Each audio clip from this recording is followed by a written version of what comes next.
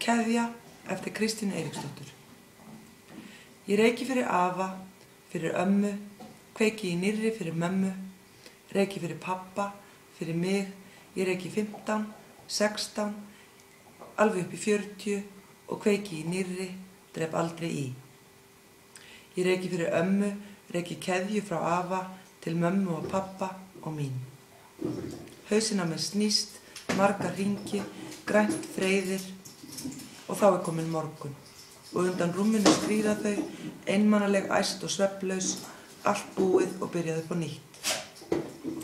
Þau bera fram setningar sem byrja í sér miðjum, enda áður en þær heyrast eða löngu á eftir, þvælast þau inn í næstu. Kveðja frá afa, frá ömmu til pappa, frá mömmu til afa, frá pappa til mín.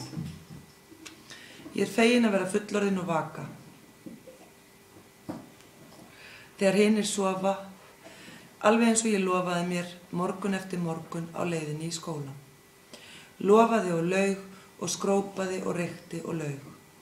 Fyrir afa reykti fínlega blátóna kveðju til ömmu og faldi stubba, lykt, mig í reyk, fyrir mömmu, fyrir pappa, gemdi eina bak við eyrað, sníkti smók, sníkti síkó, kveikti í háræðum, brann upp, reykti til 20, áfram til 30 og reyki enn og reyki.